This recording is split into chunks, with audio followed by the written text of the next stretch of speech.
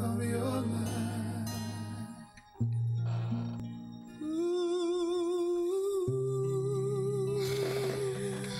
Wow, what a beautiful song, Buy Me a Rose from Luther Vandross. I just love that song. And so indeed, thank you once again for joining me on the BedTalk Show. I am right here with Selassie, Washington Kujo, and Chris Decker. I just want to welcome you both to the BedTalk Show once again. Thank you, Joa. Hello, listeners. I bet you both don't need any more introduction because you are part of the furniture right here in the studio. And so thank you so much for always dedicating your time for the BedTalk Show. And if you have tuned in as well, today I said earlier we are going to talk about things to consider before saying I do. As I said, in the wake of the royal wedding, enjoyment and everything else, we thought it would be good to talk about something like this. Also, I chose this topic because a few single people have asked, why don't you do something that would actually include us as well? So I think it's a perfect one for tonight. So Chris, Selassie, how do you determine who your ideal partner is? What would you think about? What would you consider? Okay, for me, before even we get into the ideal partner, and I think that this is the most important part of marriage. I think that more often than not, people get into marriage, into relationships, overlooking so many things. But I think getting it right is the most important thing that you can do to ensure that you have a peaceful and an enjoyable marriage. So it's important. This is the foundation of every good marriage, right, if I should put it that way. This is the foundation. Getting it right at this point makes it even easier as you go higher, as you progress in your anniversaries by 5 years, 10 years, 20 years, however long you're going to be together. So it's very important that when you are at this stage, you get it right. Do you think that people neglect this stage of a relationship? I think so. For me, I think that a lot of people get into relationships leading to marriage lightly. They get into it considering a few factors and not looking at the broader picture. So sometimes it could be because Selassie has a very nice body, so okay, I'll marry her. Or Ajua is a princess, so once she's a princess, she's rich. Which I am. Yeah. So I'll marry her. And in this part of the world as well, we find out that people get into marriage because they want to get sorted legally, as in sorting out their immigration status and stuff like that. So if you have never been in marriage before and you are listening to us, I would want you to really listen to this program carefully. Take very considerable note of some of the things that we will be discussing, and make sure that you get it right the first time. Wow. I think that is an important factor right there, Chris. So thank you so much for that. So, Lassie, what's your take on this? As much as I agree with Chris, getting it right and everything, you have to be a whole person before you even consider What do you mean by a whole person? We normally say that you marry to get complete, but I believe that you have to be a complete person. Because you have to you have to be fulfilled as a single person in terms of your job, the way you enjoy your own company. You have to be able to, you have to be worthy of loving yourself because you don't expect somebody to come in to love you. That person will not fulfill that. So I just use it. You have to be a complete person in terms of whatever you are doing. If it's career, you have to be able to, if it's enjoying your own company, if it's doing things, you have to be able to find that path, because somebody coming in will not come and make you happy. Are you happy within yourself? What are you doing to improve yourself? What steps are you taking financially in every aspect of your life, Ajua? Because for marriage to work, what are you bringing to the table? Are you damaged and then you are expecting somebody to come and sort you out? No, you have to sort yourself out before you even consider it. Because if you don't do that, that is when all the factors that Chris listed, you are expecting somebody, you're going with, I want to sort out my status, money, beauty, all those things, because you think that beautiful husband or that beautiful wife next to you would complete you. But I think that you have to be a complete person. You have to be a whole person before you even consider getting married. Chris, you did say that you've got to get it right from the first time. Or can I say something to that? Yeah, go on. In as much as Chris is saying that you have to get it, I think I'll be rushing ahead, but you may even get it right. But if you don't get it into your mind that marriage is hard work and I'm going to work at it, you may find a perfect spouse. Yeah. But if you don't work at it, so in your mindset, I'm a whole person, I'm going to marry, I've seen this person, it's going to be hard work, but I'm going to commit to it. Yeah. You see, Ajua, adding to what Selassie is saying, if you get it right, the hard work is very easy to do. Okay. It doesn't, Break it down. You see, a lot of people get into marriage thinking, having some, I don't know, everybody has a different mindset when it comes to marriage. People enter marriages with, some women will enter with some fairy tale thinking ideas. Some men will enter into it thinking is all. Can you give us some of those myths? I'll call it myths, fairy tale ideas. Some women think that once you're married, your husband will be that Prince Charming, he will do this, he will do, I mean, everybody and what they are thinking in their minds, or have the mindsets they have when it comes to marriage. But the truth of the matter is that if you're able to get the foundation right, living with a person would not be like you are enduring the marriage. So when it comes to making an effort to make sure that the marriage works, it will come naturally. You wouldn't have to struggle, because marriage is meant to be enjoyed and not meant to be endured. So, you did say that building the foundation right. Yeah. Now, what are some of the things, that encompasses the foundation of great. it? Yeah. It's not casting iron, but I would say that first and foremost, what are your beliefs? If you are a religious person, you're a Christian, you should have something in common with the person. Okay. It becomes very difficult when you both have different belief systems. So one is an atheist and you're a Christian. Sometimes it can be an issue. Or from a different religious background, a Muslim, Christian, sometimes it does work. Some people have a way of striking the balance and it works. Don't get me wrong.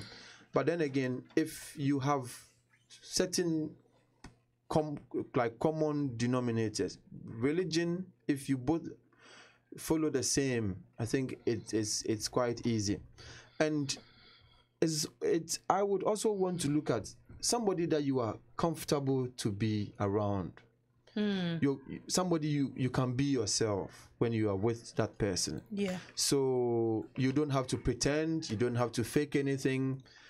Somebody who makes you be you, and someone who would not let you lose your individuality. Having said that, it is also very important to find that person attractive. It's very important. People get into marriages, into relationships because of, there's that because of factor. So I'm marrying this person because she's got her papers. Are you attracted to the person? Yeah. It's very important. The attraction should be there.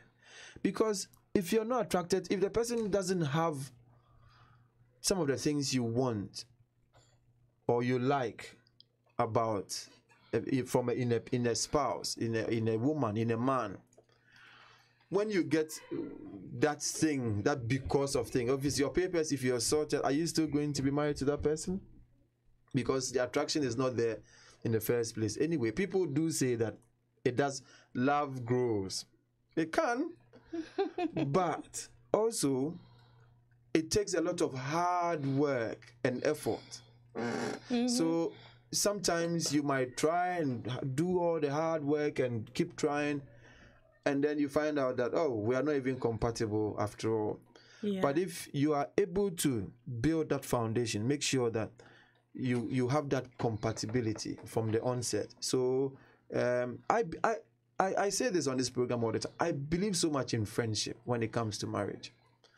Marry somebody you can befriend, or marry your friend. That's a lady, a person that actually is your friend. If you remember that someone actually said, "Well, you don't always have to be friends with the person." Yeah, but it will be. You see, it makes the relationship very easy. It does, yeah. It makes it easy for you to walk through difficult moments, because guess what? That butterfly thing. I don't know, but I've heard this butterfly thing, but I don't know how it works. Didn't you ever feel that? No. It's the in-love stage. I call it the in-love stage of a relationship. Apparently, you feel some butterfly in your tummy. There is. You know, it's just that excitement of seeing the person, or when so that's what you call the butterfly. Yeah, or you want to see the person. It's all that. I mean, when you just think about the person, the warmth that comes and the glow that shows on your face. Yeah, it's nice to have that, but that might not be there. But you need a core. You need to have something solid beyond beyond being in love and all those romantic things. But the thing is it in love? Are you really sure that you are in love? Because a lot of the times it's infatuation as well. That is when, or even lust. Yes, that is when. How do you differentiate? You have to know yourself, because as a young woman growing up, you know what you want. You have your I know nowadays people have a long list, and if you meet a guy and you want to compromise, what are you compromising on that list? Because I would say that love is not enough for a marriage to work out. It is not enough. You need other things, because beyond the romantic love, at a point in your marriage when you don't really feel that romantic love towards that person, do you feel at the other aspects of love towards that person? And that is what Chris called friendship. You have to be able to. I don't really feel that romantic love towards you today, but I like you. As of today, I'm dealing with you as a friend. But marriage goes through seasons and stages. Yeah. So you have to be able to pass through, to go through that dryness of not having that romantic love, express other love towards your spouse. It goes around and you come back to that romantic love. So you have to know you have that attraction, but you need more. So would it be that agape kind of love? That's agape, eros, filio. At times, all love, because at times you treat your spouse. You treat your spouse with like a family member. You at that moment, I don't feel like you touching me, but you are my spouse, and I would be nice to you because you are expressing agape love at that moment. So if you don't have all those, it becomes a bit difficult. Yeah. That is when it's easy for you to pick your bag and walk away, because I'm not attracted to you again. There is nothing holding us. We don't have a core. We don't have a foundation. Wow, I think that's a a very interesting point, Selassie. Because that makes it, when it's love is a choice. That is when you choose your spouse. I would say every day, because those of us who are married, I would say that every day we wake up and we choose the same person every day. You choose to fall in love with the person. You make a conscious choice. I choose to love you. I choose every day. Every day you choose to love. You choose to love. You're not feeling. Love is more than a feeling. So I choose to love you. Well, I think that is an interesting concept, Selassie. I mean, I choose to love you every day. So I think it's talking to the mind as well. Yeah. You can't. Yes, it's true. You can't let your mind, because life happens. Yes. But you can't let just your mind just run free. The things that goes through our mind, if we don't bring our mind back home, I'll say back home. If you don't bring it to the reality, I want this marriage to work. You just let things worry you and choke that goodness out of your marriage. You see, this is what Selassie. This is where, if you did not get the foundation right, it becomes difficult for you to choose on a daily basis to love the person. Because in your mind, you are always criticizing the person. So many things about the person puts you off. You don't want the person to touch you. You are upset about the slightest thing. Even how they're even eating their sandwich would set you off. Or how they chew. Why are you chewing like that? And you are upset. So if you don't get these things right, it gets to a point when in your mind everything about the person irritates you, and then you would not even be able to choose them on a daily basis, as she's saying, because everything about them is negative. It upsets you. You are irritated. And what happens? Eventually, you're going to walk out of love. And also, can you hold your thought a minute? We will be right back. Consider that life wasted. Consider the heart of the family ripped apart. Consider the potential never realized. Are these the things you consider when you carry a knife? It's not about street cred or respect. It's about staying alive.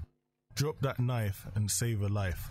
Gwenton Slowly, supporting all family and young people. What do you like for breakfast? Well, it depends what mood I'm in. If I'm happy, I like a little bit of porridge with banana because I'm feeling healthy. If I'm in a... Me, I like a bit of fruit.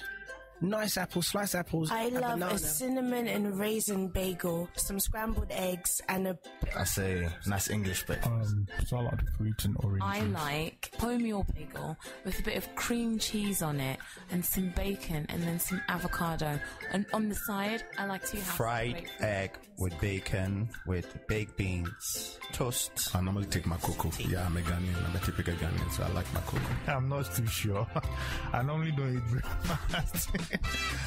It doesn't matter how you like your breakfast, or you may not like breakfast at all, but you will love the sound of your radio when the breakfast is Afropolitan. Watch out for the new ABN Radio Breakfast Show with Efuadum. ABN Radio, London's Afropolitan radio station.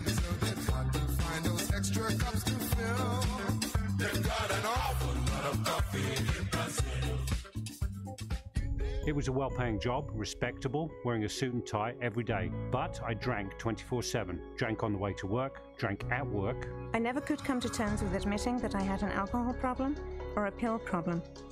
I decided to get clean, and so I went to the Narconon program. Not only did I handle my drug addiction, I completely knew how to live life. Call Narconon today at 01435 512 460. 01435 512 460. 1 for the party, 2 for the money, 3 when you shake, yeah, bam, bam, bam, bam. What's up, guys? My name is Yemi Alade, and anytime I'm in London, I'm chilling and listening to ABN Radio, guys. Don't flip. Don't miss it. Mwah.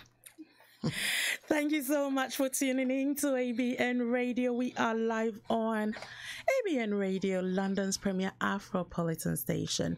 This is the BedTalk Show with me, Adra Arma Apia, and I have right here in the studio with me a very lovely Chris Decker, like you all know, and Selassie Washington Kujo. And we are talking about things to consider before saying that big word. It's too, I do. Very simple words to say, but it carries a whole lot of responsibility with it. So talking about things to consider before saying I do. Chris, you did mention that, some of the foundation to actually build or to base your initial considerations on before saying I do. One of them was to get comfortable with the person that you're in. Yeah. Now, what if this thing changes at the beginning? You think that you are comfortable with that person, and then after you said I do, or somewhere in the middle, it changes. It's like you're no longer comfortable with a person. You've gotten to that point where, like you're saying, even eating a sandwich could irritate that person, or you can't even take your clothes off in front of that person. It's like that thing is missing. Yeah. What do you do? Something might have triggered that. Does that mean that the foundation was wrong? No, I don't think so. Life is not static. It's dynamic as we know it. And so things happen. Times change. People change. Situations change. So something might have happened whilst you've been married and getting into all the things that happen on a daily basis. But then again, if that has happened, you should go back and check what's really gone wrong. Because if you were you could crack all the jokes together, you could do whatever there are no couples who play silly games in front of each other, and they are okay. They don't feel shy. They don't feel that they will be judged. Yeah. And they are actually excited and comfortable to be around each other. So once this has changed somewhere along the line, then for me, I think that possibly something must have gone wrong somewhere. And so you would have to go back and check what's gone wrong. Maybe the person's been offending you. Maybe also when people marry and they settle, they become complacent. Complacency sets in, and so people stop trying. I mean, I know most of the time the men get blamed for this. That, oh, you used to buy me roses, now you don't buy them anymore. Exactly. Oh, you used to take me out, but now you don't take me out anymore. It's those little things. Those little things. So that could be something that maybe the woman over time has actually had to put up, and she's not happy inside. And so, but why do you have to wait till things go bad? No, but you see, this is what I'm saying. So then you've got to be talking about some of these things. Because I believe that for relationship to work and work effectively, at times you have to take stock on a regular basis. As a couple, do you agree that every 3 months we'll see how we've been doing? What happened for the past 3 months? Were we able to stick on our dates nights? Were we able to do A, B, C, D? And then I think that helps. And also, when couples don't grow together. What do you mean by when couples don't grow we together? Change, we grow together. At times, when you married, maybe I was younger, I'm now matured, I know better, I tend to do things differently. Talking from a woman's point of view, most men take it as if you have changed, you've changed for the worse.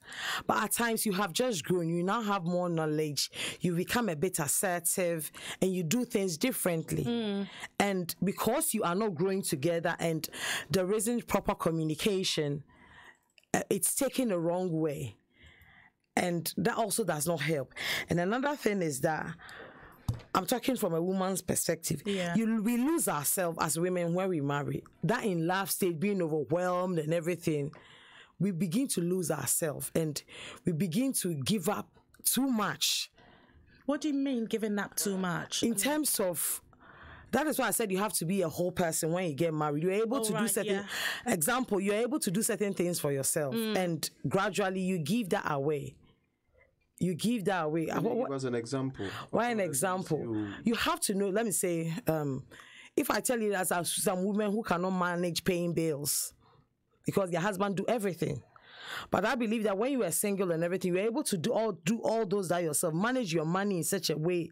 But once they marry, oh, my husband will do this, my husband will do that. But I believe that you have to be able to maintain that. You have to be able to know how to manage money. How to... You should have some form of independence. How to be able to survive in case of anything. In case he travels, in case anything happens, in case of an accident, what will you do? So we tend to lose ourselves. And then when the men take over, and at times we want it back, there is coercion, there is abuse, there is everything. But I'm talking about the situation when those things are not. Genuinely, because you were not, he's taking over and he's doing it, and then we are fighting and we want it back, we are fighting for it, and then that can also cause a bit of... I think naturally a lot of people can't handle change very well. Yes. When they are so used to you being the cool person, you're at home all the time, you don't go out so much, and then all of a sudden, boom, here comes another out. You, where now everything we say you are assertive, so you talk back and you shout and you want your opinion to be the order of the day. You found your voice. You found your voice. That's after Beijing, if that's how you want to put it. But then it can have serious implications on a relationship. So maybe right at the beginning, you can discuss some of these things. There are things that you should be discussing even before you settle down. Where you want to live, how many children you want to have. Yeah. In case we don't have children, are you able to? Will you be able to handle it if you don't have children? So these are some of the things. If we have children, if you are living in the part of the world where childcare is an issue, can you manage different shift patterns? Are you happy with me doing nights? Are you happy with me going away for some time? Would you be able to handle the children while I'm away? Some of these questions you can ask them and make sure that you're both on the same page. So if you plan well, if you get the foundation right, you plan well, it makes the journey very, very easy. It makes it easy. I think that people who are yet to jump onto that bandwagon should listen to the mistakes that some of their married colleagues made, and some of the difficulties they've had along the line. But Chris, do we tell them the truth? Because because then it's I'm talking about from the Christian circles, like what's the Bible, what's the lawyers and then they did in the New Testament. In the New Testament, we don't do it. We paint this picture. We were virgins. We were perfect. We found our spouses. But you and I know that is very wrong. No. So we paint this picture, and then young women who need you really need to mentor them, take them under your wings. You're going to marry. It's very hard. This is how you manage your home. This is how we do it. We don't do it. We create this perfect picture, and then some of them, they go in, and the realities, just even managing, coming back from work, cooking and everything, it's like a reality check, and some of them are not able to handle it, and we are doing them a very great disservice. We are, but you see, it's very sad if people are not able to actually come clean and tell people who are yet to jump onto the married bandwagon that, listen, it's not all rosy. There are hills, there are valleys, there are stormy days, there are winter months. We have winter months, we have, you see. So then you begin to let them have that reality check in their mind. Okay, so marriage is not all, because people come to church and they're all smiley, but when they go back home, it's a different ballgame. It's a different ballgame. And it's high time some married people come out to tell some of these young people the honest truth about marriage. Because some of us did not get the opportunity to listen to some of these programs before we settle down. Yeah, because something just popped into my mind.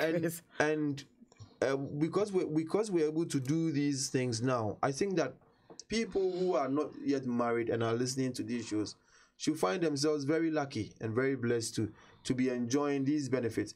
And I think that they need to sit back and actually listen to some of these things and take them into consideration and see how best they can they can use them before they make certain choices. Wow.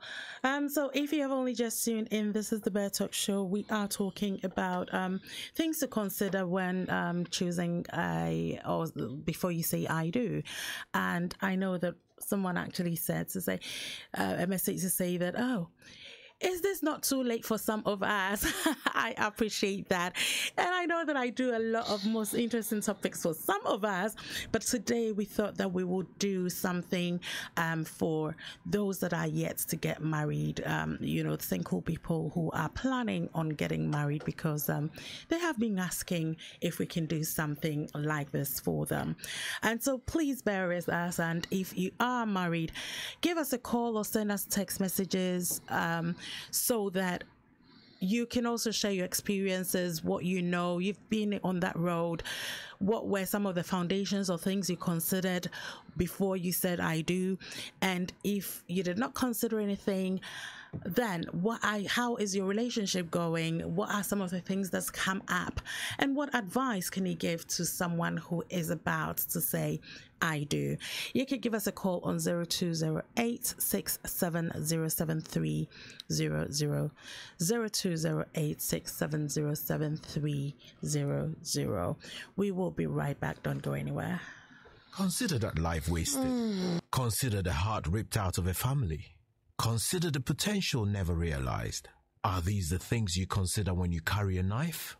It's not about street cred. It's about staying alive. Drop that knife. Save your life. It's here, the African Gospel Music and Media Awards 2018, celebrating excellence. On the 2nd of June 2018, at East London Arts and Music Main Auditorium, 45 Maltings Close, Bromley by Bow, London, E3 3TA, from 6 p.m, featuring Joe Metal, Diana Hamilton, Isabella, Called Out Music, Shekinah, Dena Mwanga, Afri David, Angel Bernard, Judith Sefuma, Blessing Ali, and Reaper's Choir.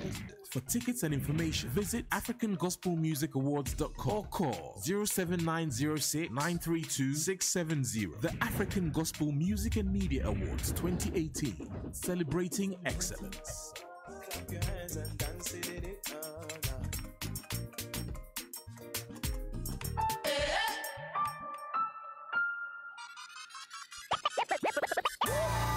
Mixpiration with Bright every Sunday evening from 6 to 8 p.m. is just fun. It's exciting. It's a mix of contemporary R&B and pop gospel music right here on ABN Radio. Enjoy great tunes every Sunday evening with Bright on Mixpiration. A blend of great inspiring songs just for your Sunday evening relaxation. Tune in from 6 to 8 p.m. This and every Sunday, they're on ABN Radio, London's Afropolitan radio station. Tune in to the new ABN Breakfast Show from 7 a.m. to 11 a.m. The London City Show has evolved into an all-new breakfast show with sizzling slices of juicy newsy current affairs served with junior jumbo-sized convos on issues you should be aware of. What did I just say?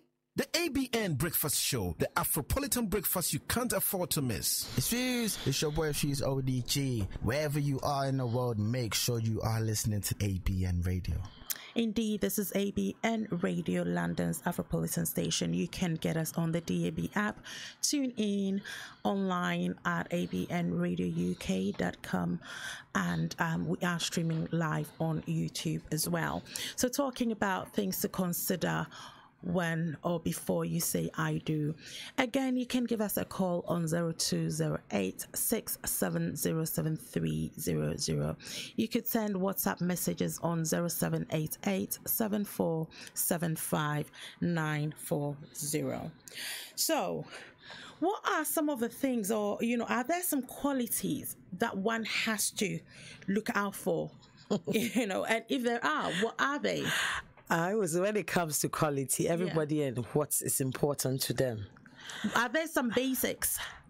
I would say no, because it depends on what you want and how you want your home life to be. Okay. But I would say that somebody who is really hardworking. Because that's your personal quality. No, I'm just generalizing it. No, somebody who is hardworking, somebody who knows how to manage manage in all aspects, financially and every way, because you can't be hardworking, make the money, and just misuse the money. And even if that person that cannot manage effectively, will that person give you the chance so that you'll be able to help manage finances? Because that's not your best quality, but you are not going to allow me to also help in managing the finances. And Chris talk about being the spiritual compatibility. I'm a Christian. My religion is very important to me. So I don't see any way I could have married outside my religion, because it is very important to me. Another thing is the number of children. You talk about children, but what about if we are not blessed with any children? How are we going to deal with it? So lastly, you did say about spiritual compatibility. So what if somebody meets someone and feels that this person is my soulmate, this person is my rib, this person understands me more than any other person has ever understood me, yet the person is not a Christian, the person hasn't got the same faith as me? You know, for all I know, okay, maybe I'm a typical charismatic person, the person is probably they're Catholic or what have you. It is a choice you have to make, and whatever choice you make, there are consequences. Okay. So you have to go in eyed wise opened, because those things has its other repercussion, rippling effect. So you can choose to do it, but know that it comes with a lot of work. It will not be easy. That one is a personal choice. Yeah. I'm ready to give up my faith I'm really, really ready to compromise. In terms of compromising my faith, you can do it, but you have to go in. You have to weigh the options. Right. Okay, I'm glad that you've clarified it. So what other qualities, what are some core qualities that you'd say that one should look out for? I think I've mentioned hardworking, financial management, spiritual compatibility, and what else can I say? Chris, what somebody you are attracted to. You have to be somebody you are attracted to. Somebody who you can be friends with, somebody you can joke, you can be yourself around, because in this day and age, the women are going to kill me. Whether it's fake bum, fake hair, fake nails, fake eyelashes, fake boobs, and fake everything. The only thing that you can hold on that is not fake is whether you are genuine friends in a relationship. So would you consider love as a quality? Love, commitment. Love and commitment, yes. And that is why I said love is not just a feeling that we have. It goes beyond that. It's a choice that we make. And you have to be committed, because you have to, I'm marrying, this is the person I've chosen to marry, and I am committed, no matter what, to love and to hold, forsaking all others. That's some of the vows. So it is a conscious choice you're making. I am going to commit it. And finally, I want to say that marriage is a covenant. It's a covenant. It's not just a contract. It's I'm talking as a Christian. That's what I'm saying. I'm saying that it's not just you meeting and just marrying it. No, it goes beyond that, and that is the core of marriage. Interesting. Chris, what other qualities can you, Like Selassie rightly said, everybody and what they actually want from their spouse. Some people would even prefer to have somebody with white teeth. I've heard a lady say that once, that, when you smile and I see your white teeth, then I'm okay. It melts her. Yeah. So everybody have what they actually look out for in their to-be's wife or husband. So these qualities could differ from person to person. Some people would want a lady who is fat. Some would prefer the slim. But whatever it is that you want, you need to go for that. Because sometimes when you actually like ladies, somebody once said, if you like a lady who has a big bum and you don't go for that, and you go for a lady with a small bum, you'll be forever looking at big bums and not looking at what is in front of you. So if that's what you like, then it'll be better for you too. Then I would also say that whilst you are courting or dating, a lot of reality checks that you have to do. So you need to be finding out things for yourself. Sometimes it's not so much even about asking questions. It's about studying the person. Being observant. Yes, and observing. You know, there are some men who naturally they don't like to bath. Why? I don't know. But then in your conversations, sometimes you can, where are you? Have you had your shower already? And they say, oh, no, I haven't had one. Well, since morning you haven't, you see. So then maybe one time it could be because the person was busy, but it happens once, it happens twice, it happens the third time, it happens the fourth time, then it should begin to flag up, oh, okay, this person doesn't like bathing. So if you are okay with that, then praise the Lord. But the thing is, especially we in a Christian setting, we don't live together before we get married. You don't have to live together, Adua. It's just about... What if the person, you don't even notice that? Maybe the person make you understand that, they've had it bad. Or, so sometimes these things, you don't know. You can lie. But I think, dating, you just don't consider your feelings and date. It has to be strategic when you're dating, because if you really want to choose your life partner, you have to be purposeful.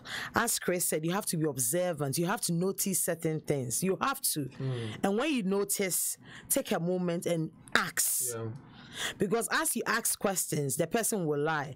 But after you've asked the question, in 3 months' time, you can ask the same question and compare the answers. Because if you're lying, you can't keep track of the lies you've piled up. At all. It's just as simple like that. It is. So you just have to be observant. There are some women too who are very clumsy. They are not tidy. They are not very what's the word? Organized, if I should put it that way. So day in, day out, you'll be picking up certain things. 1 minute they left their bag here. Where's my bag? I can't find it. That should be giving you hint. Next, sometimes maybe you visit them unannounced. You go to their home and everything is all over the place.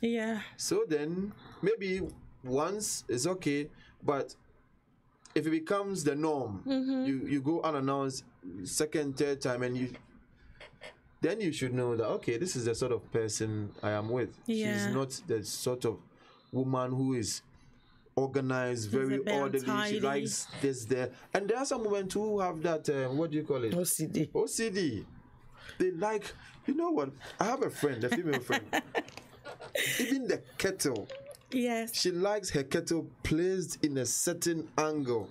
When you go to her house and you make a cup of tea for yourself and you don't put the kettle the way she wants, she'll come and turn it. That's how bad it is. You understand? Sadly, I'm like that. She's always, and as long as you do, she's always clean after you. She'll be clean. When you do, so. I think this person can live with me. So then you begin to pick, okay, this is the sort of person that I'm going to be. But Chris, would I be able to live? Because those people with OCDs, you don't have to mess with them. You don't. You can have big issues at home because of the fact that even sometimes the toilet seat can be an issue. But you know what I do, for instance? What I do, for instance, is like even when I buy something like butter, I buy 2. So one is mine and the other is theirs. Because what I hate is when you've done toast and you've used the knife to scoop it, put it on the toast, scoop it again, put it on the toast. The crumbs on the butter. The crumbs on the butter, that kills me. No, but Adjoa, you found solution. Chris, what you're talking about, you've observed this about somebody and you go ahead and marry that person and then you want to change the person. No, you can't. This is what I'm saying that. So this is what I'm saying that once you've picked up these signs at the very early stages, you should begin to assess whether you'll be able to live with such a person. At times people go in and saying that they come in saying that, when I marry him or her, I'll change it. No. But nobody should go into marriage, dear listeners, and think that you can change somebody. No. I don't believe you get frustrated. Losing their individuality when they marry. And their identity. Yes. However, you need to make compromises. You see, some people also hide behind that This is how I am. This is how I am. And so they don't want to compromise. And that can be also very... But you don't force me to compromise. Out of the love I have for you, and we marry, and I'll say that, I'm leaving the crumbs in the butter, so I will try. Then that is when you realize that the person is making a conscious effort. The person may not get it perfect, but you just and it makes it, at least you are trying. Yeah. So compromise has to come from you saying that I love you and I choose to compromise, not you forcing it down my throat. Force you, but you see, Selassie, your freedom ends where someone else's begins. Yeah. And so sometimes you might think that, okay, this is how I am, and so then go and live on an island. Okay. Then go and live on an island. Miss, can I take the news on top of the hour? Yeah. We'll be right back. More news, more information. This is ABN News on the Hour. From the Sky News Centre at 10, Prince Harry now won't see Meghan Markle until his dad, Prince Charles, walks her down the aisle for their wedding tomorrow. The former American actress is spending the night at a luxury hotel with her mum after meeting the Queen and Duke of Edinburgh for tea at Windsor Castle earlier. The groom-to-be and his brother have been chatting to crowds gathered in the market town during a walkabout. Louise O'Shea's 7-year-old daughter, Meghan, got to speak to Prince Harry. Oh my gosh, that was amazing! Very exciting, wasn't it? Yeah. State media in Cuba says more than 100 people have been killed in a plane crash. They were on board the Boeing 737 as it left Havana's Jose Marti International Airport. It's reported 3 survivors were taken to hospital. A school shooting in the US state of Texas has left 10 people dead and 10 others injured. 2 suspects have been arrested following the attack in Santa Fe. Police say possible explosive devices were also found at the school. Senator Ted Cruz says such an act defies words. Once again, Texas has seen the face of evil. This community is grieving mightily, and the entire state of Texas, the entire country is grieving along with these parents, grieving along with these students. Moscow has suggested a former Russian spy could be being detained by UK authorities unless its officials are allowed to speak to him. Sergei Skripal was discharged from hospital earlier, more than 2 months after he and his daughter were poisoned.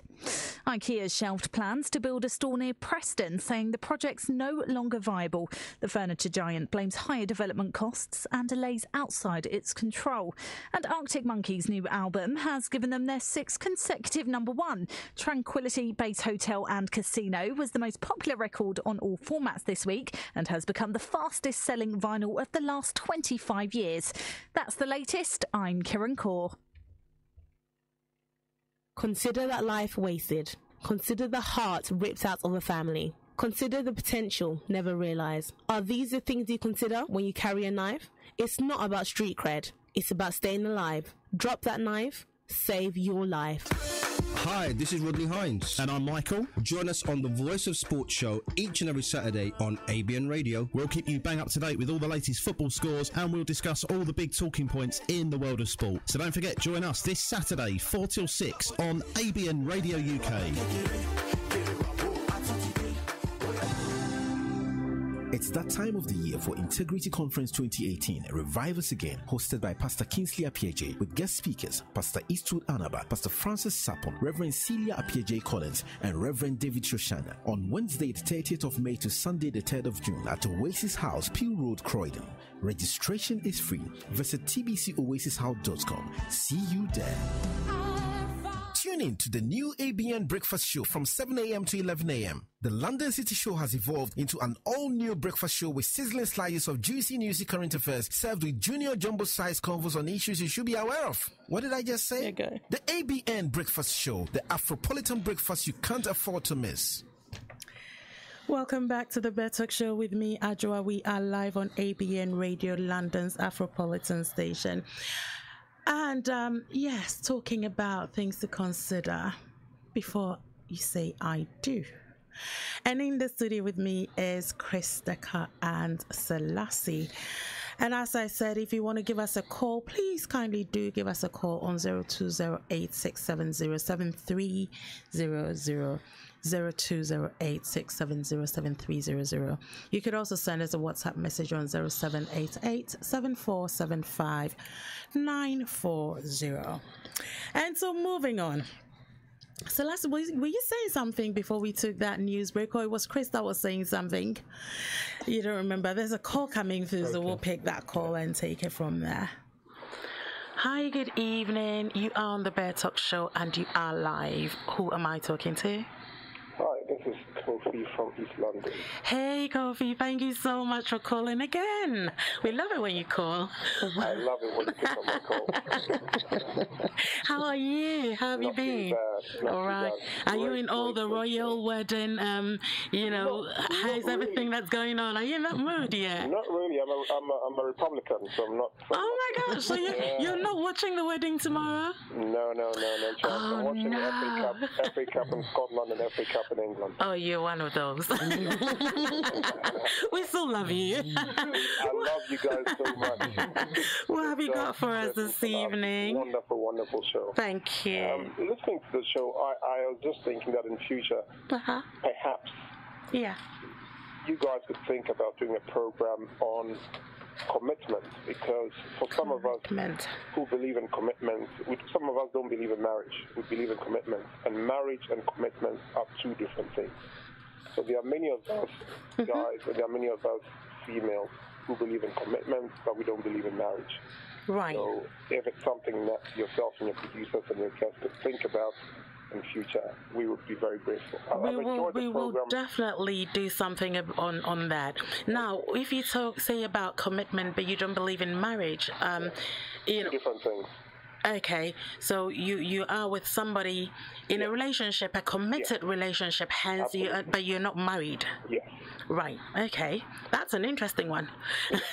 So commitment for us is not marriage, and marriage is not commitment, which is why you have people who are married are still cheating and sleeping around and all that kind of stuff. Yeah. So marriage is not commitment, and commitment is not marriage. And sometimes people think that it is one and the same thing, but for many of us, it's not. It's not. Just two totally different things. So some people think that once you believe that your commitment doesn't need signing on a piece of paper or that kind of stuff. It's totally different. For example, commitment is why you would look after your mother or your father or your auntie. There's no legal basis on which you should do that. You can choose not to. But it's because you genuinely are committed to that cause. It's the reason why you do that stuff.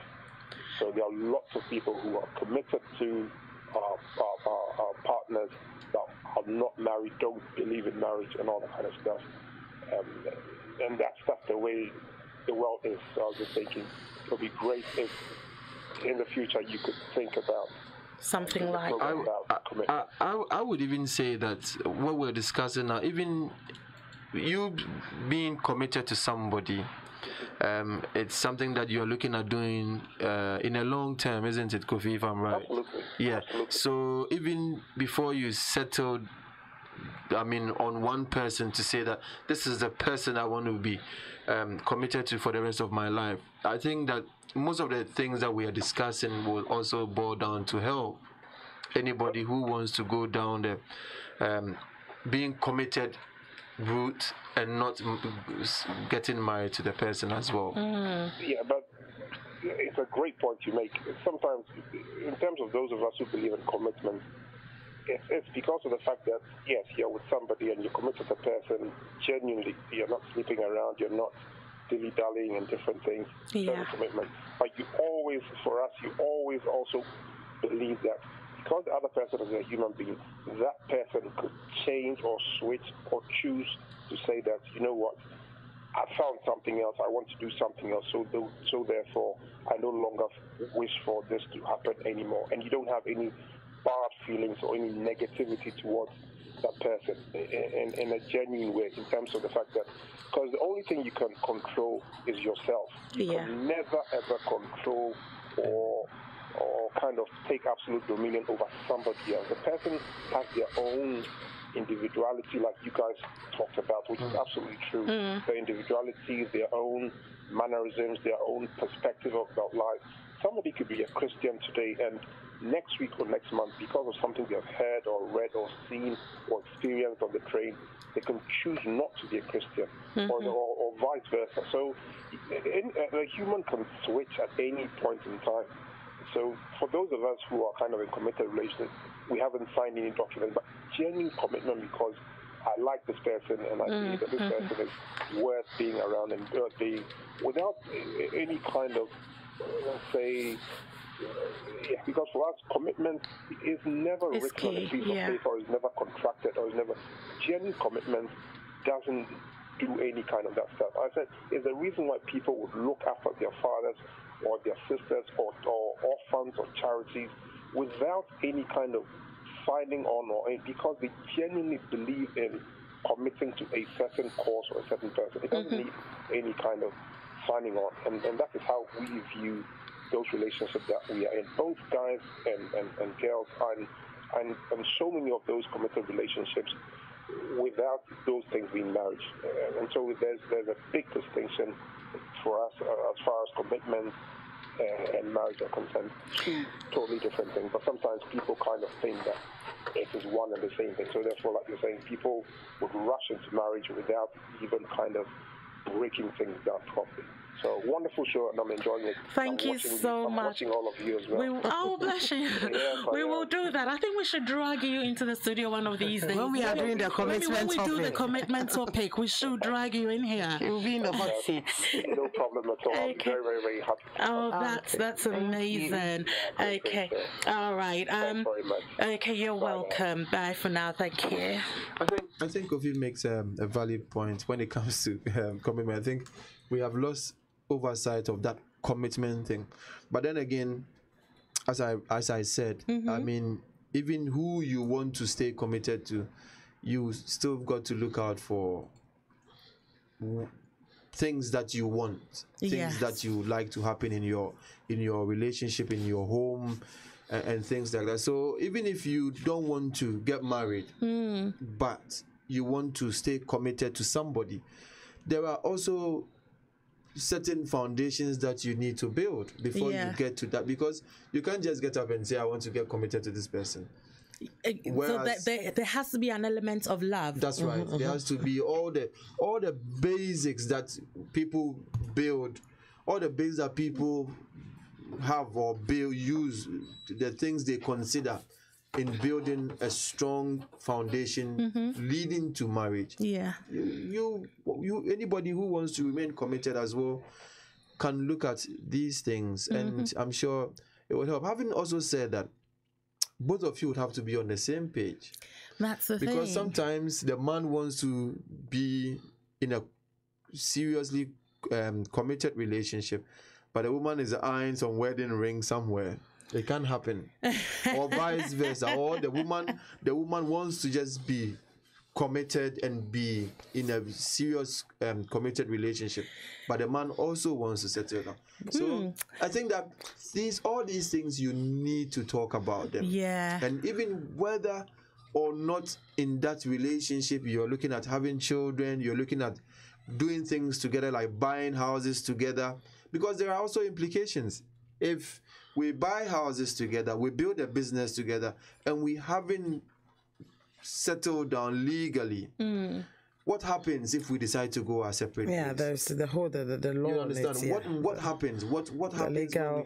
So all these things you need to discuss before you get into marriage or into commitment. Any relationship. So who you know, the person that you are in a relationship with at that point, how do you know that person is the right person for you? I think that as a human being, we are three in one, isn't it? Spirit, body, soul, and spirit. Yeah. I think that ultimately, as you study the person, you get to know the person, you relate to the person, you talk to the person on a regular daily basis, you're around that person, you go out together, you've been to their home, you see how tidy, how clumsy, you've seen their mannerisms, how they relate to people, how they relate. All these things are important. How the person relates to people, how they relate to their family, how they relate to their parents. So how would they be relating to your mom when you meet your mom? How they relate to all these things, you should be looking out for them. Yeah. And as you look at all of these things, your spirit will begin to pick up. And there are times that your spirit man will be giving you either the go ahead that, okay, I'm so, and you know what? It can come to a point where you are so settled in your spirit that this is the person I want to be with. So then after the person ticking all your boxes, all the various things you have set, and the person taking all these things, it will come to that point too where you become settled in your spirit that this is the person that I want to be with. Or you could be struggling in your spirit. Yeah. You know, even though this person has ticked some of my very important boxes, there's still something not quite right about this person. So that is when people compromise. They look at, I have 10 qualities on my list. He meets 6, so let me just forget about the 4 because I really want to get married. But then the 4, if they are not so important and you think you can... You see, sometimes there are some of the qualities that are not realistic. Let's put it that way. Some qualities and that the thing you is, want, you might not, if you've got 10, find for everything. Instance, you might not find everything. No, not at all. On that list. But if you can find a good balance, there are some that, okay, these ones are important to me so much that if the person hasn't got A, B, C, D, it's a no-no. Yeah. Once the person has A, B, C, D, okay, that's fine. E, F, G, H, we can actually... Work it out. Yeah. Talk about it. Make compromises. Make adjustments as we go along. Then you can go ahead. But what is your spirit man saying to you? Yeah. Are you settled about the person? Because sometimes, you know, we rush into these things without really listening to our spirit man. If you are in any faith, because I'm saying this because, I mean, a lot of people listening, people could be from diverse. I'm a Christian anyway, I should mention that. But there are people listening who could be from various backgrounds. Exactly. But if you are in any faith, then you should also be praying about the person. Praying about it on a very constant basis. Be praying about the person. Is this person the person that I actually want to settle down with? Is this person the person that would add to my life? Because listen, marriage can make or break you. The same way serious commitment can make or break you. Because if you're committed to somebody and you have decided that we're going to go the long haul and the person is an abusive person, the person can break you. So would you say that whilst you are dating, you know, doing the dating kind of period or what have you, is there a time limit? Or because some people just start dating and within maybe 4 or 5 months they feel like they're ready to get married. But for me, there is no time limit, but you need time. What would you call time? No, for me, a minimum at least you should have dated minimum at least a year. There are people who get married within 6 months. I know, but that is their choice. But I'm just saying that personally. But is that advisable though? That's why I said personally, I would say that date for a year because you need to do things together to discover things.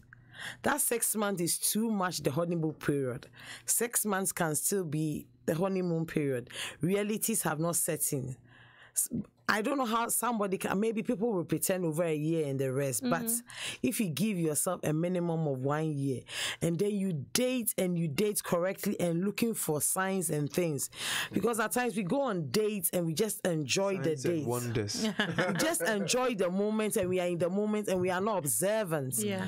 Ladies, that's not the time just to go on dates. If you really want to settle, you have to look hard and look properly.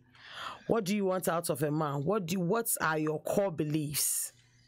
And also somebody that you feel you are yourself around. Because as I said, we have a lot of fake things. But when you are with this person, are you yourself?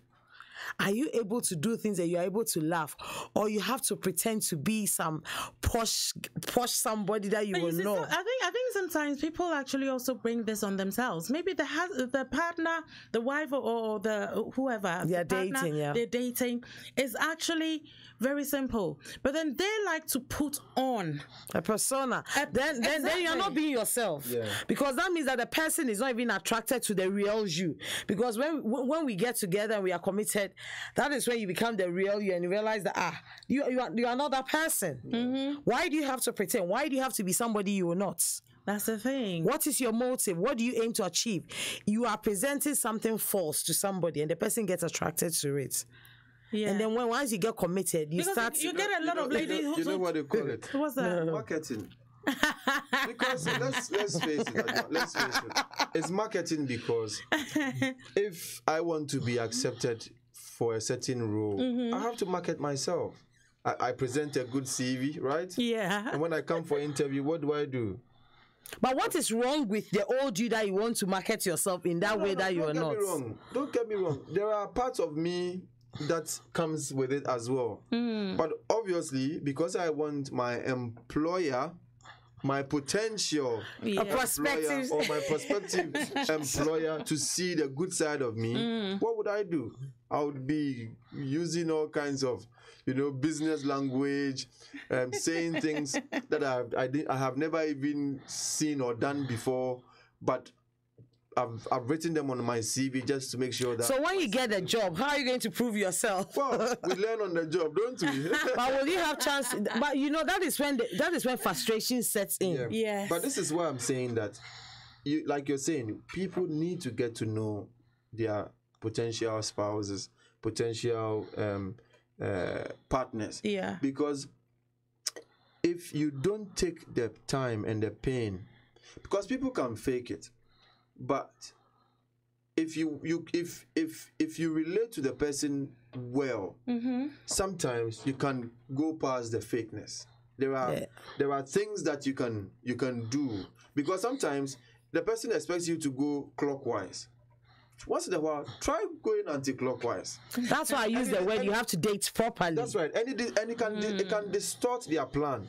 So then you begin to pick up a few signs, hints here and there. And then also, sometimes, I know it's not always so, but sometimes, what are people saying about this person? Your friends, have they met your friends? What do your friends think of her? Have they met your mom? What does your mom think of it?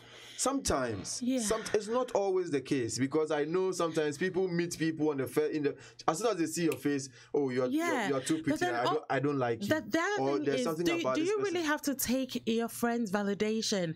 I mean, if you feel that you love this person, do you really have to get somebody else's validation? It depends on the person. Not validation in a sense. You see, you're weighing. The decision is yours in the long run.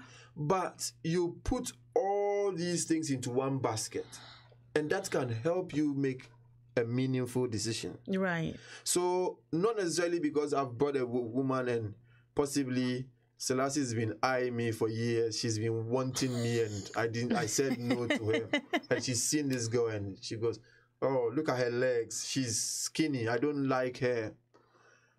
That doesn't mean that I should let that deter me from. Because I'm saying this because I've encountered instances where someone has probably said to another person, "Oh, this girl, she's so cheap. I know a couple of the guys that have dated or have slept with her or what have you." That can be a put off. It can.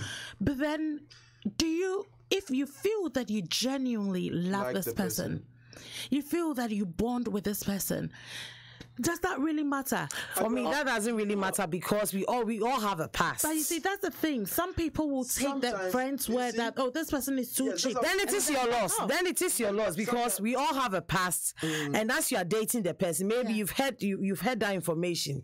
I'll give the person a chance to see whether you get to that point in your courtship, in your dating, where that information will come out, or do you feel strongly about her? Do you want to ask and hear their opinion on it? Yeah. Because people always have something to say, and as I'm saying, we all have pasts.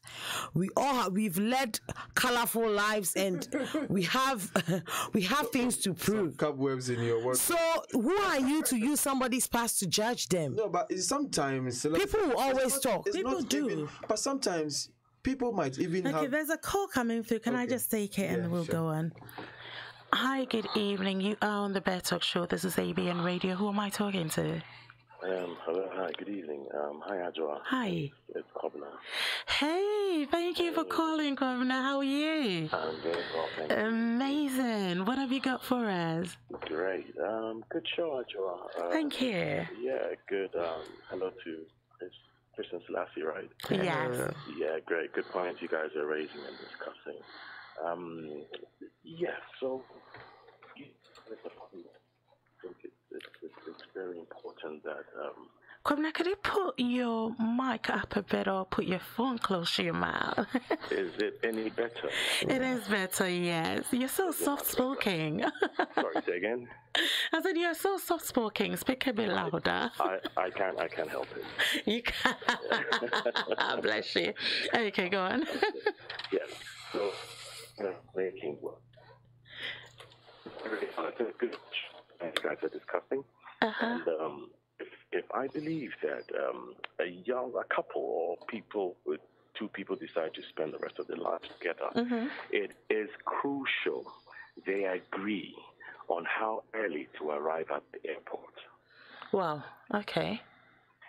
What do you mean by that? Early before a flight should one arrive at the airport? See, if you fundamentally disagree, your marriage will be troubled. Because one likes to avoid the rush, okay? One likes to get in early, chill, maybe read a book. And the other thing, it's game on to walk right onto the airport about to depart plane. Wow. Trust me, that is the same attitude that's going to be in your marriage. It will be the same time you agree to attend parties, to attend weddings, to attend functions. Your marriage will be troubled. You need to discuss that question and agree on it. That's my only point I have for you tonight. Wow. Thank you. Thank you so much, Kobna. Thanks for your call. Okay, we'll speak to you later. Thanks. Keep it up. Okay, thank you. That was Kobna. Interesting. That was an interesting point. I hope it's not. I want to understand it from the actual point of view where he's not speaking metaphorically. Because that could also have metaphorical meanings. But if it's about actual going on a trip and no, I don't think it's a metaphor. Yeah, it's a metaphor, so to speak. Kobna, you can give us a call again because Chris wants to understand the dynamics of this command. It. You're speaking, as a metaphor or, or as it is. Because maybe he's saying that your attitude towards you when you go to the airport could determine whether one likes to rush things. One likes to get there early. Yeah. But then also, it could be metaphorical. Why didn't you ask when he was on the line? In fact, when he was getting off, that's when it kind of clicked. I know he's going to call again. Give us a call again if you are listening so that we could clarify and answer Chris's question. Yeah. But so then we were talking about the situation where when you introduce your potential spouse to your friends. I was saying that the point I wanted to make here was that sometimes it's not the picture that is being painted about the person might not even be the true reflection of the person. So I would say that get to know the person for yourself. Get to know them, because you know what? Unfortunately in our tradition, a woman who likes to hang out with boys a lot is seen as one who likes to sleep around. But more often than not, it's not so. The truth, yeah. There are ladies who naturally likes male company. Friends. They prefer spending time with guys. They trust because a lot of the times people might say that women gossip and they talk too much and stuff like that. So some people naturally. So you can imagine, I live in a neighborhood. I know of a lady called Becky, and Becky is friends with all the guys in the estate. You see her with Kwame. Next day you see her with Richard. The next time you see her with. Then one time you see her coming from James's room. Another time you see her coming from. So then immediately, because of our culture and the way we look at things, I'll be thinking, this girl must be a slut. Yeah, she's sleeping with everybody in the estate. But then maybe if you get to know her, you realize that no, she's probably not dating any of them. Maybe one or two might have tried, because as men, when you are around them and they like you, one or two would actually come forth and want to try something. But if she's not that sort of person, there's a possibility that she might not. So get to know the person for yourself. Get to know who the person truly is.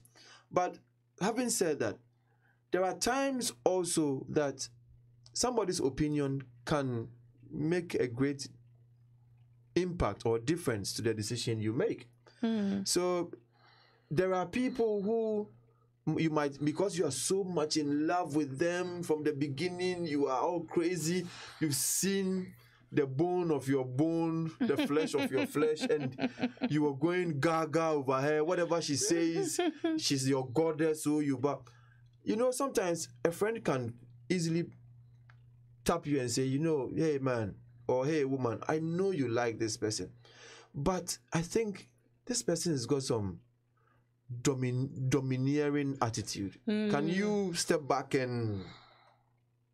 Sometimes, but in that love stage, they will not listen. But I would say that those that we have around us, before we started dating, what has been their contribution in our lives? Because you have not contributed into my life. We are not that close. And then when I have a relationship, you dare to offer your opinion. No, but your opinion is not valued. I am talking in terms of people who are very close to you. Sometimes it could even be your mom.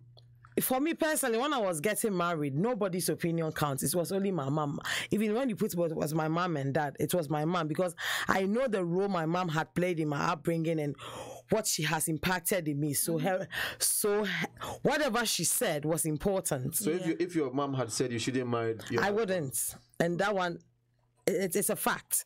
So what I'm saying is that whoever, as I just said, don't let your friends prophesy into your marriage. Whoever is saying that, what are their motives? When was the last time you even pick up a phone call and ask me how am I, and then you realize that I'm dating somebody, and then you come and call me and said, be careful of this person.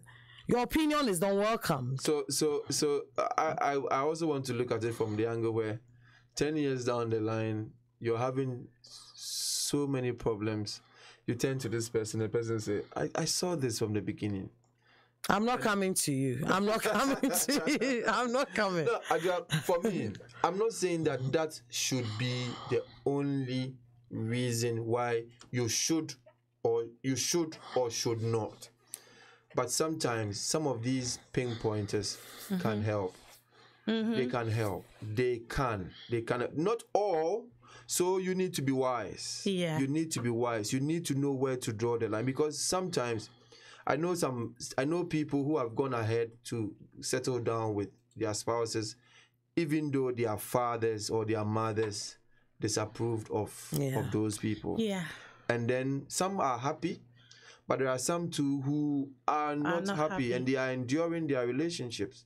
And so you look back and you think, did the father or mother ask this question from that angle where they had seen something physically or spiritually? Yeah. Because sometimes people can pick up these things physically. But Some people can pick up spiritually. I think that as a human being and as a person, you need to go with your instincts. You need to go with how you feel. If you love the person, I was surprised when Selassie said if her mother has said to her, "Don't marry this person," she wouldn't, because I think at the end of the day, it's you that is going into the marriage, not your mother. And for me, that's how I see it. If I fall in love with somebody and I feel I'm convicted within my soul and my spirit that this is the person that I want to be with, I'm so much in love with the person, it doesn't matter who would say anything, that is the person that I want. Let me go and face my what have you, let me go and make my mistakes. For all I know, like you're saying, some people have gone in and it's worked.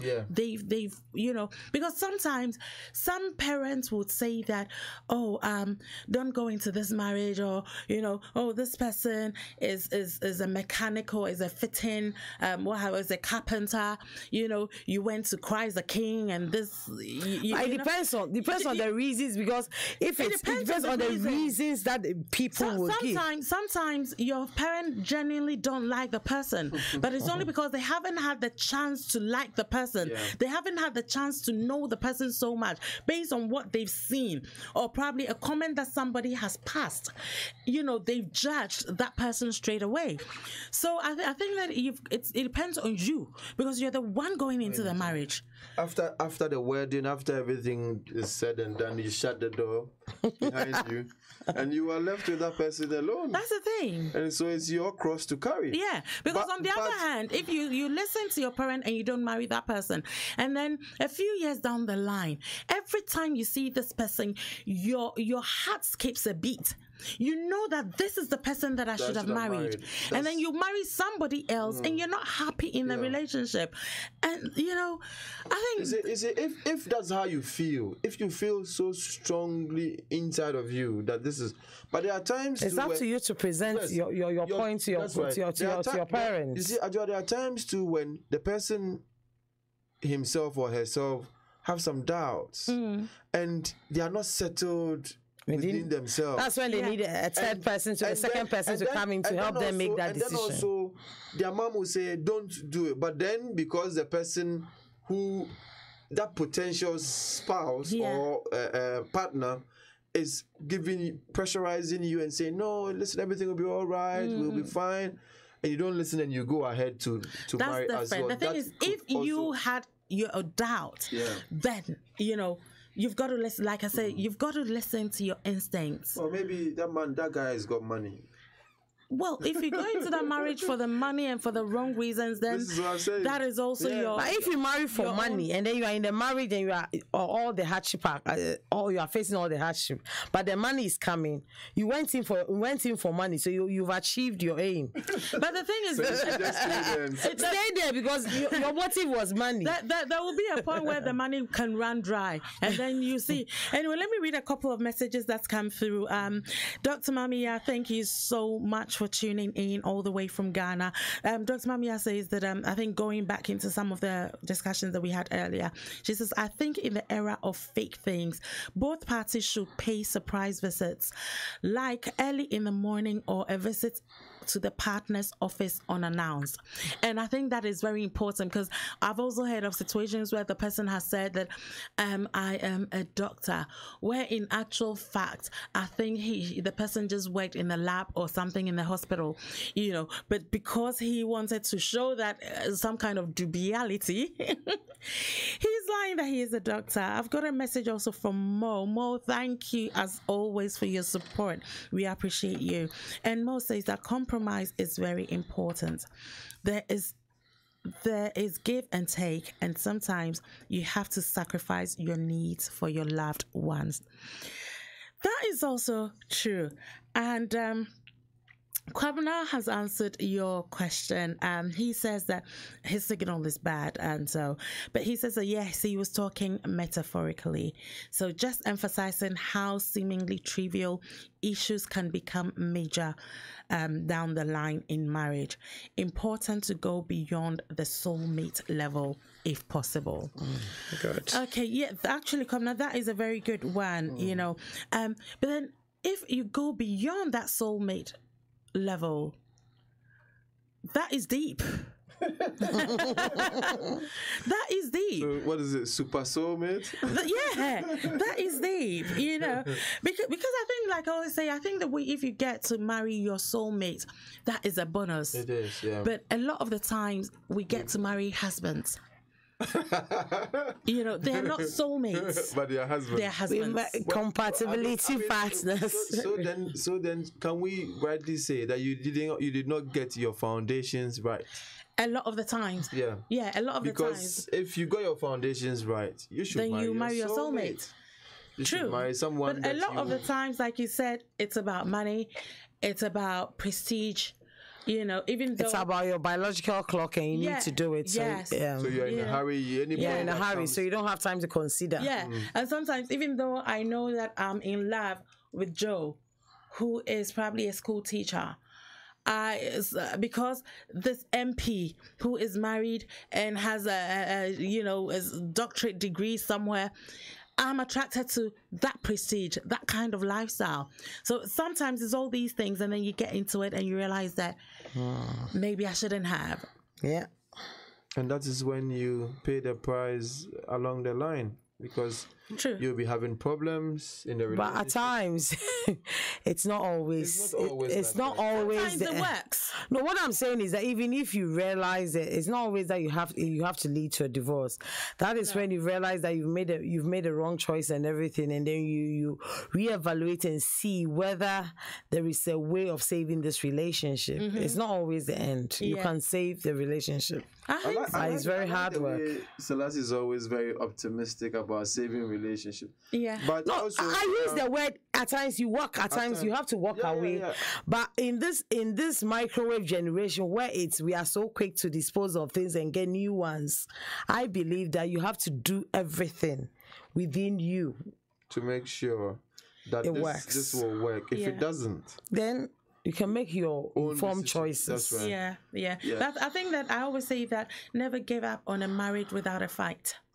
Yeah. Regardless, because for all you know, I mean, the soulmate that you are thinking of is married and gone, and sometimes the devil, the devil is better than the angel you don't know. So I say the myth of the greener grass. Yeah, you're leaving this one to go for another one, and for all you know, deep into that other one, you realize that he is or she is worse than what you left. You know, so if you can make it work, make it work. You don't always have to endure it. You know. People endure it, but people enjoy it. Sometimes, so there might be that middle ground between enjoyment and enduring, you know, but it's not necessarily enduring. You see, funny enough, I don't have the statistics in front of me, but very recently, somebody was saying that in the last few months, a year or so now, most of the mortality rates we've had from the Ghanaian community very high, is high, and it's due to either marriage problems, or fatigue. I mean, stress and fatigue, actually. Yeah. So bad marriages are killing people, and people are going through a lot of mental health as well. Because of bad marriages. Because some people also think that we'll just endure, and we'll stay in there, we'll endure, and then what they do is they are not happy, they keep thinking and thinking and thinking and thinking. They bottle up things. And the fact is that most of us come from this community of, Christian community, where we are not informed properly on how to deal with issues that comes with marriages and relationship and commitments. So as much as you're telling me, give it to God, pray about it, practically, you are not showing me how to deal with that fire that is burning, that situation that I have. And I don't have anybody to really show me what to do, because most of us are migrants and the rest, and at times the reality shock of this place just really affects our marriages too. So all these things makes it very difficult. But there is help out there. Are looks important in marriages or in choosing a partner? Yeah, that is. I think it's important, Najwa, because if you don't like what you see, how can you be married to this person for the rest of your life? That's why we talked about attraction. Something has to attract you. You know, it may not be facial beauty, but there has to be something. The beauty. Yes, that's why attraction is there, and it's about something. Some people, it could be the inward beauty, that personality, that the person, how the that's sassiness. So then it comes when somebody is beautiful inside. Yeah, it just naturally comes out. What about physical looks? That's what I'm saying. The beauty inside can glow. Certain people will not compromise on physical looks. That's what physical looks is important to them. That is why some men will pay for their spouses to do plastic surgery and everything. So if you know that physical look is so important to you, you can't compromise on it, then you marry somebody who fits that image for you, and then you spend your time maintaining that image. Can you imagine simple. That you wake up in the morning and you turn and there's this horror lying next to you for the rest of your life? You can ask yourself, are your teeth yours? I mean, like, people keep saying that with all these makeup and everything else, someone sent a picture of someone and then after before and after, and they're like, this is fraud. It is fraud. Because the makeup makes them look so glamorous, but then I don't see how you can get married to someone that you've dated for a while and never saw them without makeup. Exactly. I mean, I think that. But people are doing it and they are not conscious of it. Yeah. People do it and they are not conscious of it, and those of us who put on makeup and the rest, we don't realize the implication it will have in our relationship, because there are times that you can go with full makeup and there are times that you don't have to, so that you let your prospective spouse see who you are without all the added effects. Having said that, Selassie, that is also the point where can you be vulnerable to your potential? That's also very There's a vulnerability, yeah. Because if your potential spouse cannot see your vulnerability, then you're not being yourself. That's true. You're not, because you're taking off the makeup for that person to see you. Yeah. In a sense, you are showing some vulnerability. And if you have come to that place where you cannot even show it to that person, then you're not being yourself. Yeah, I think maybe it's about confidence and body image issues. Well, but still, not the person that you are intending to spend. The person must know who you really are. Because that's what I'm saying, is that you present him with this image, and he's so attracted, he or she's attracted to that image. So that fakeness. So you are scared to show something else. So what about if you get together and the real you? Yeah. You've not given the person the fair chance. That's not fair. No. You've not given the person the chance to see that I like the real you. You've not given the person the chance to see your hair for whatever the texture of your hair is.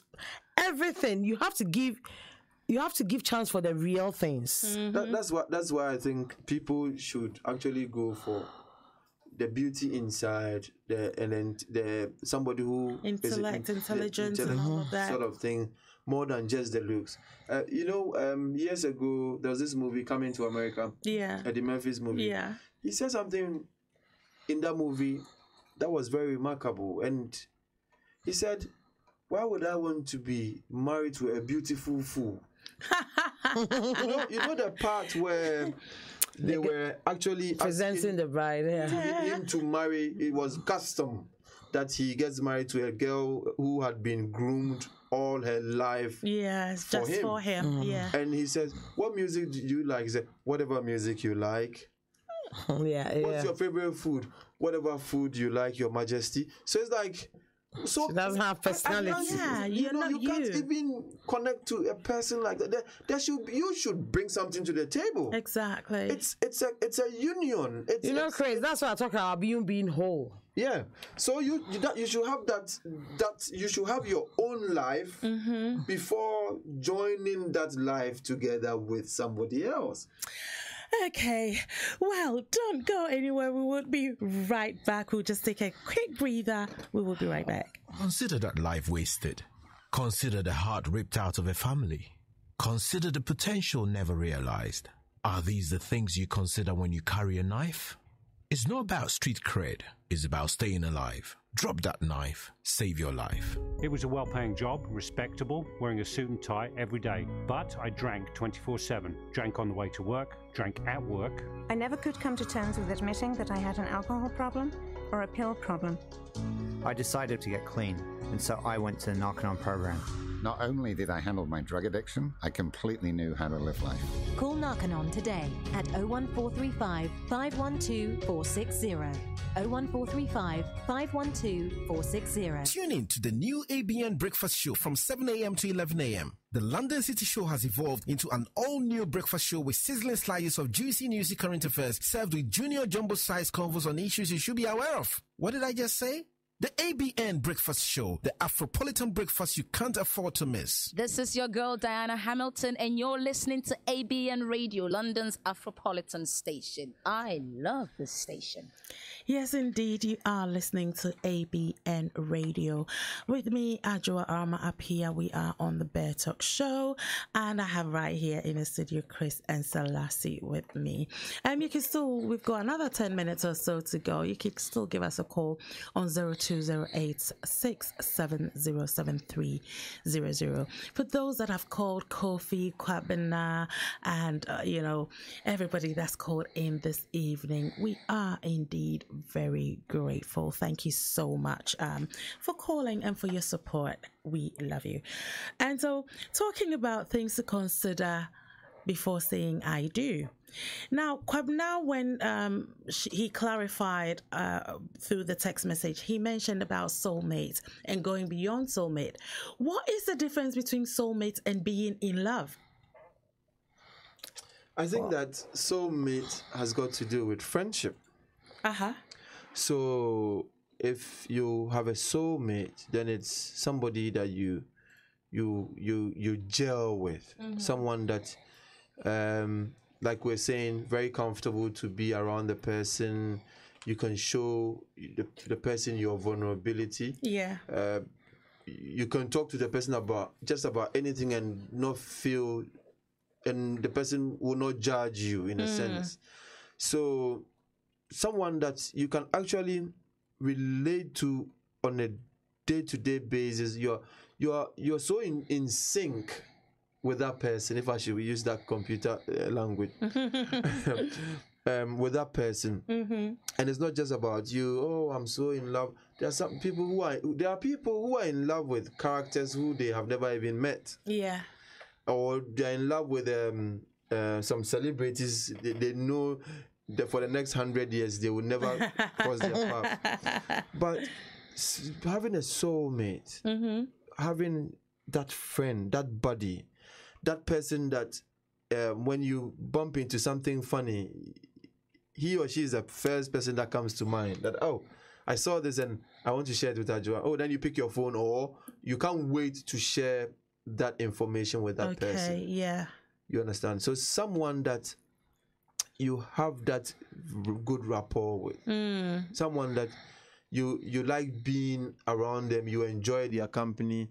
You can, when you get on the phone, you can talk for hours on end, and you don't even realize how long you've been on the phone for. Yeah. And those are the sort of things that soulmates, in a sense, do. Rather than, you can be in love with somebody, but then you might not be soulmates. You might not really be in sync. You not be talking on the. There are people who are in love with people that they are very shy of them. They can't. There are very simple things they can't even say to these people. But if you have a soulmate, it doesn't matter what you're doing or where you're going. You can tell them. Oh, yeah. I would also say that falling in love is like that romantic aspect, that butterflies and everything. Okay. And that does not have depth. But soulmates, you're compatible, you're friends, and you are working towards something, because you fell in love first, and then throughout dating, you realize that you're compatible, you realize that you're friends, you realize that beyond that falling in love, there is more to us than that romantic aspect of love. Wow, that is interesting. Now, this question I have been itching to ask. Why didn't you ask that question first, Adjoa? Like we in the Christian setting would say that you don't have sex or you don't have intimacy or any kind of romance and kind of thing before marriage. Now, how do one avoid things like impotency, size issues before getting married?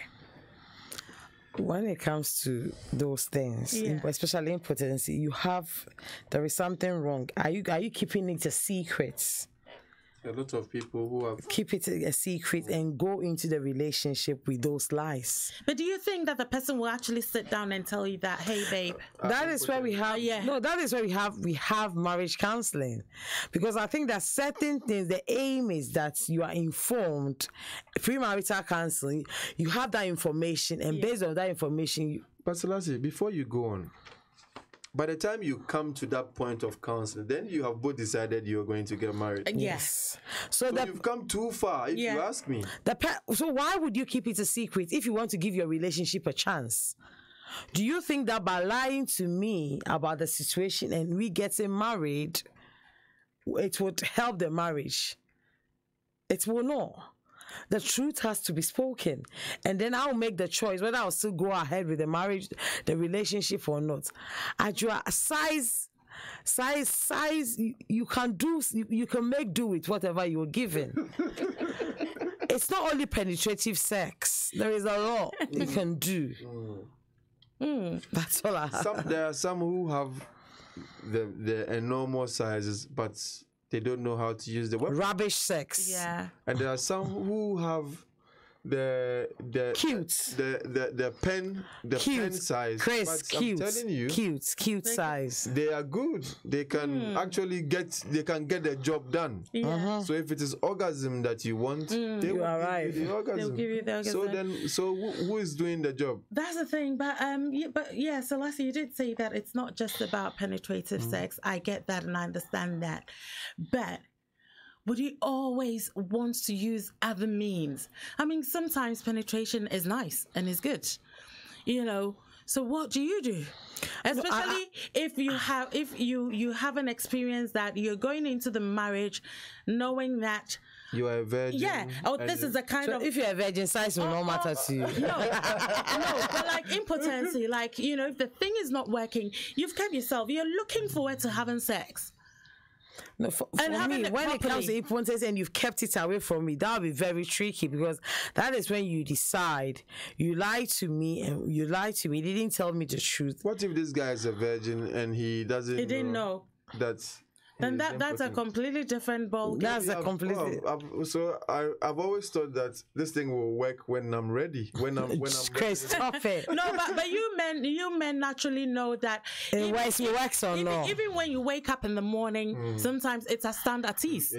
So if it hasn't been for all this time, then you know that there is an issue. Of course. But because some men even have wet dreams and stuff like that. Hey, you know all about all of that. You're not a man, but you know. That's why she's in BedTalk. But let me read someone's message. I don't even know if he wants me to mention the name, but he says that soulmate knows what your fat smells like before you fat. And he also says that your soulmate laughs so hard at your boring jokes.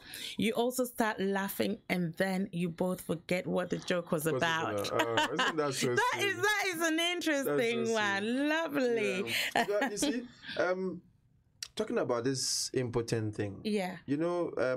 Recently there's a couple who have had problems. Yeah. But I think that importantly, if you're with somebody, every now and again, even though as Christians we can hug, we can touch. So once in a while, you can, as the woman. I know women, you have your. So a hug test. A hug test. Yeah. Try to rub in a way that would kickstart something. Be sure. You never know, because you know what? All too soon, our time is gone. I mean, where did this time time, go. Okay, we've only got about 2 minutes. So let me read my sex tip for now. Okay. And today I have got the tight squeeze. And so I say that this is the perfect position if you are feeling physically tired but still up for it. She needs to lie flat on her front with her legs together.